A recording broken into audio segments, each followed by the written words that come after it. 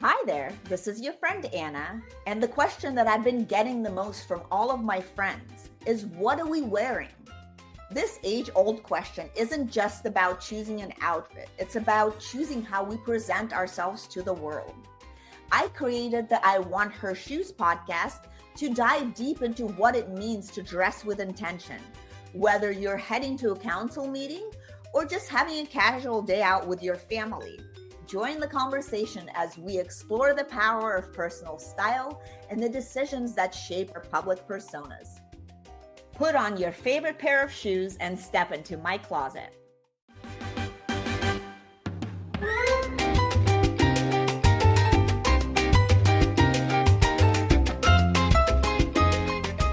I am super excited to be here with actually a friend and also a stylist and successful maven, Melissa Pegus. And she is actually a visionary in the investment world and with a flair of nurturing high growth industries. And today we're going to be talking just not about what to wear, but also we'll explore choices in fashion, how choices in fashion mirror your professional strategies and personal philosophies, which is super important, I think, right? Mm-hmm, So I agree. And another story about Melissa and I, we've been friends for many, many years, and we actually came to Miami together. Gosh, how many? 10 years ago. Decade ago, yeah. Yeah, and we had so much fun here that I decided to move here. So Yeah. well, cheers to that. Yeah.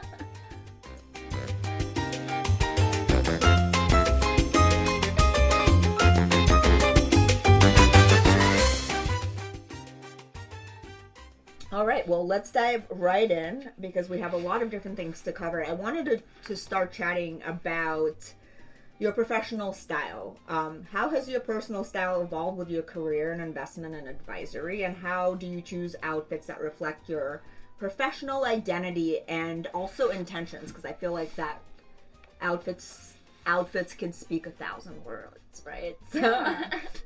I think it's no surprise. I remember when I first started working, I used to get these gorgeous 3-piece skirt suits from the ladies' suit section at Macy's or at Ann Taylor. And I remember just thinking about a lot of the movies that I watched sort of growing up in the 90s, what like the working girls were wearing. And they always had these really elegant skirt suits.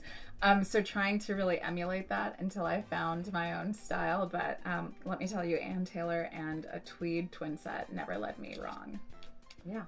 That sounds sexy and like stylish at the same time, right? You know, I didn't watch, I think, the Sex and the City series until my late 20s. Like, I watched it when everyone was rewatching it. And I think there was a lot of the same, like, trying to really figure out what was the very feminine spin on a power suit. And trying to figure that out even from, like, a very early age. And that was really cool. Love that. Yeah. And what about in high-stake environments like investment pitches and strategic meetings? How do you think personal style really impacts first impressions and business outcomes? Because I feel like it could either make a good impression or a really bad impression, right? Yeah. You definitely want to be polished, but I think also comfort and efficiency is really important. I'm not at a place where I want to necessarily spend a lot of time stressing out about what I'm going to wear. I'm at a place where I know what my style is, so I think I have a sort of uniform, and it's something that is comfortable but also makes me feel very confident and allows me to sort of focus on the task at hand. So I think I probably have a very expansive style, but the things that you would see me wear in a work setting would probably feel like a capsule wardrobe because it just allows me to check that off and not worry about it.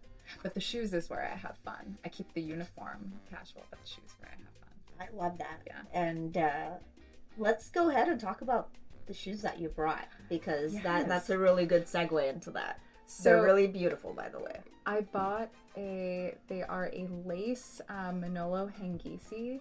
They're about 4 inches, and this is a really special pair for me because I remember the Manolo BB Pump was my first pair of designer heels that I bought. I bought them in this sort of dark silver. It was a bit glossy, and they're so comfortable. I still have them today. They're my favorite heels. Manolo makes a great heel. I feel like it's a very classic and rite of passage shoe. It's the perfect 4-inch heel. Thank you, Sex and the City. Exactly. I was going to say, and then Sex and the City gave us the Hangisi, and I just thought there was something really special about the gray and the lace. The heel too, the back, like the way the heel is done. Yeah. I feel like it's just something like a little extra touch. Exactly. So a little different from the blue, but it allows me to, still have something that is comfortable and makes me feel confident, but still a little special.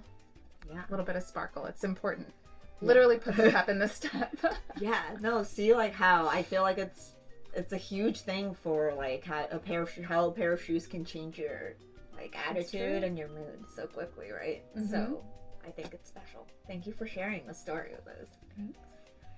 So let's talk a little bit about business and a little bit about your investment philosophy. Can you share your core strategies when selecting companies for the Future Economy Fund, and specifically in technologies? Obviously AI is really hot, healthcare is hot right now. Can you talk a little bit about that? Yes, and so with the Future Economy Fund, we think about what are the core truths for the future economy? What are going to be the key pillars that create opportunities for people to do business in new ways that create more value both for them as individuals as well as for society as a whole. And so there are a few key areas that we're really interested in looking at the people and the companies making a ton of progress. So commerce, technology, we think that trade is this ever evolving sort of magnum opus that stitches us together and stitches economies together. Healthcare, as we are increasingly more focused on healthcare and wellness and longevity. Workforce development is a big theme. What do jobs of the future look like, and how do we prepare for and embrace those? And finally, what are the emerging technologies that are going to be not just important, but core to the infrastructure of the future economy? And that's really how we think about the guardrails for the investment thesis. And then from there, we look at all of those typical facets that help us understand, is this a good deal? So it's first, does it fit, what we think is a necessary component in building this idea of a future economy that we believe in? And then, is it a really great deal that we want to be a part of? Cool. No, I like that. Obviously, it's important if it's a great deal, right? Yeah. So, but let's talk about, given your background, what role do you see fashion playing in the commerce technology space? Because I feel like there's a lot of stuff happening with AI and fashion, and what about commerce? Because I feel like that's really where a lot of the revenue comes from. I think there's still a ton of opportunity. Even the best digital first brands are ultimately trying to recreate that experience of walking into the boutique and the store owner knows you, they know something about you, you can have a conversation with them, they understand what suits you, how you want to feel, what you're looking for in this item, and you can sort of build that best clientele and concierge-like relationship. And then as we try to scale that and we try to serve a more global customer base, that becomes really difficult, because now we're trying to guess what you would like through personalization, and we're trying to help you understand exactly what's going to fit you well, even though you're not in the fitting room and we're not there giving you feedback on how the seams or the length falls. Right.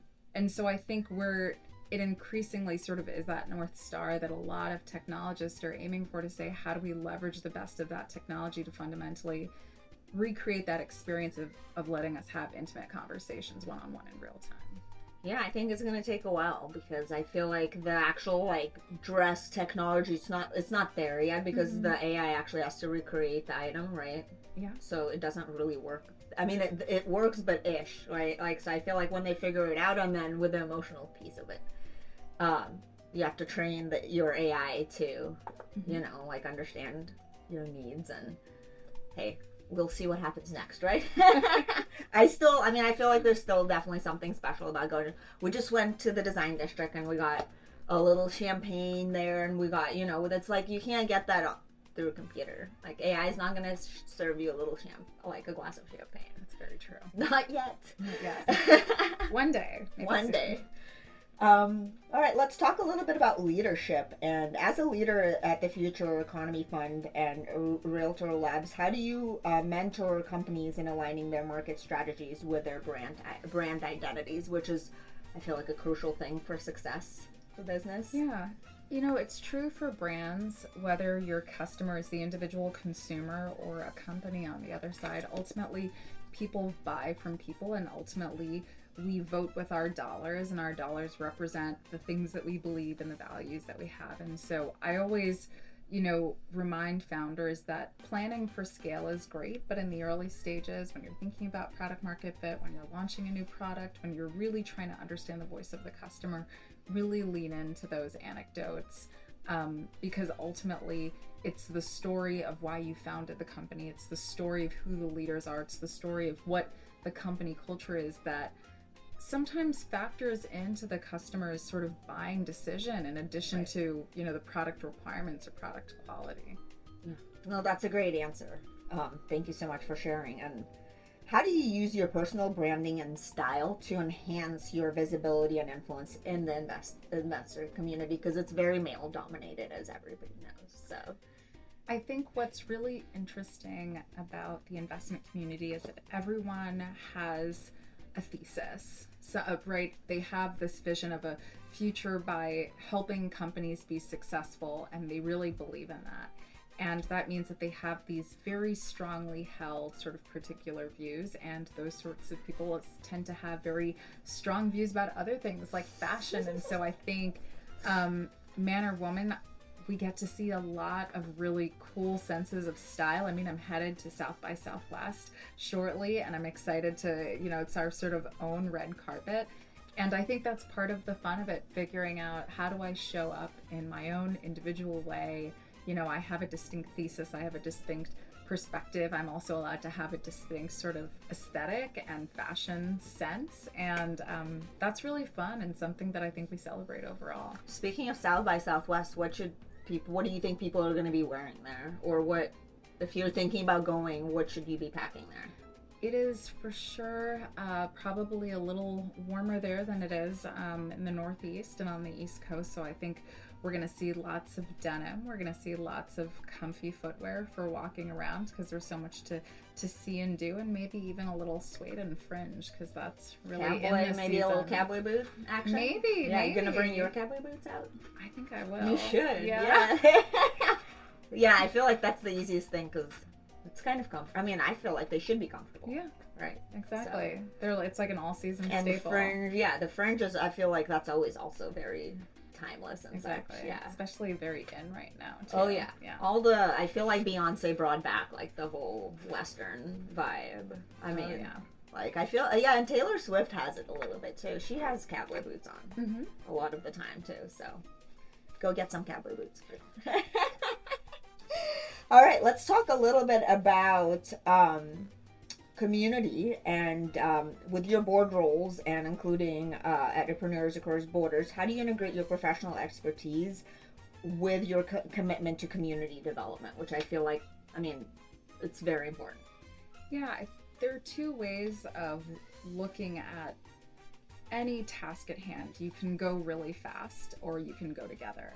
And I think that my nonprofit board responsibilities sort of allow me to leverage the best of both of those worlds. So it's how do we think about achieving goals sort of through multiple facets. We're looking for multiple areas of impact. We also need to think about activities and programming that are sustainable, and also how do we make sure that we're incorporating the views of multiple stakeholders, because ultimately, the role of a nonprofit is there to be of service to others. And so for me, that I think is just such an awesome experience and just constant reminder of the importance of community and how wonderful those wins can be when we take a really collaborative approach to it. No, that's awesome. No, that's awesome. Thanks for doing that and sharing that. Yeah. And looking back over your career, how have your personal experience and challenges shaped your approach to business and personal growth? That's a really great question. I think it's always reminded me that any business problem on paper is probably very simple and easy to solve, and the reality of dealing with humans adds, I think, a really beautiful layer of complexity to it. And so, there's the pragmatic approach to business efficiency, and I think there's always the challenge of leadership and rising to, to meet the test of great leadership, and sort of the balancing of those two is something that I try to keep top of mind. That's a great answer. And can you discuss a time when your choice of attire played a significant role in professional setting or a pivotal career moment, if there is one? I always remember fondly at the end of every accelerator program that I ran at Techstar, sort of the demo of the day being this big celebratory moment, and probably the same way that you would plan what you were going to wear for, your big graduation or a big job interview. I can sort of remember every class. I distinctly remember that final moment of standing on stage with all of the founders when we take that final picture. And I think when I look at some of those items in the closet, like a blazer, a pair of slacks, it sort of brings back those memories, and I get all of that joy all over again. Yeah. So absolutely. That's awesome. No, that's, again, the emotional connection to this, the fashion that we have. And it really does. The last question is fun. Top trend or trends that should never come back. I know everything comes back, but which ones do you hate the most? Oh, goodness. The skinny jean, the low rise. Yeah. Those are, yes, the skinny low rise jean. I hope that never comes back. Yeah. Yeah. Just for, it was a look, but it was not comfortable. And I so much prefer a higher rise and a looser silhouette. Anything else? I mean, goodness. I think the slouchy bag is back, and it is the enemy of organization. They're beautiful, but I just can't get okay with it. What do you do with it? Do you know what I mean? I think it's you just dump everything in there. I think it's great for parents. Probably just dump it all in, and you could fit a lot. I was thinking probably put a whole kid in there. I was thinking when you're trying to clean up your room after packing for travel, you just kind of stuff everything in that bag and shove it in the closet, and you're like, the room is clean again. Awesome. Well, thank you so much, Melissa. It was so nice to chat with you, and thank you so much for sharing your insights. And it's really nice to see all the work that you're doing. Please keep on doing it, and your experiences inspire us to think more deeply about how we present ourselves to the world. And I have another little fun thing about this or that, so let's go through that before we finish. Okay. Blazer or bomber jacket? Ooh, bomber jacket. Heels or flats? Flats. I love a good ballet flat. Smartwatch or traditional watch? Traditional watch. I'm wearing a smartwatch, but I aspire to be a traditional watch person. Briefcase or designer tote? Designer tote, but a zipped tote because it's more practical for travel. That's true. That's why the Bottega one was not zipped. Yeah. Yeah, so shit go fall. Yeah, I mean, you could lose everything. We don't want to lose. That's a big liability. Exactly. I was like, laptop or tablet? Laptop. You need a keyboard. For sure. Silk scarf or statement necklace? Statement necklace. Yeah, I think I'm with you there. Power suit or casual chic? Power suit, because then you can do some cool things with the separates. I feel like you could even be casual with a suit now. Exactly. Right? You just toss on some trainers with it. Instant chic. Love it. Online shopping or in-store experience? Online shopping while I'm watching a good movie. But also sometimes with friends. Yes. It's an experience. More fun with friends. Cheers. Cheers. Hey. And sustainable brands or mainstream labels? Sustainable brands. Good fashion is forever. I agree. Venture capitalist or angel investor style? Both. Very different. Oh, maybe we could talk just for a second. What's the difference between venture capital and angel investor style? I would say I don't know if I necessarily notice a difference between the style, but maybe it has to do a little bit in the approach. The angel investor is really investing on their own. They represent themselves, and so I think the personal brand is probably more prominent, more important. Whereas on the VC side, you're typically investing on behalf of and representing a fund. And so I think there's the balance between you as a member and participant in that fund, as well as the brand and ethos of the fund that you're investing on behalf of. So, they're both very fun though. Yeah, I feel mostly the women dress up, I feel like, not the men as much, right? I mean, good fashion, I'm here for it. Yes. Well, thank you so much, Mel. This is all I have, and it was so much fun to talk to you. We'll have to have you back. Please, yes. And thank you so much for watching, and we'll see you next time. Bye.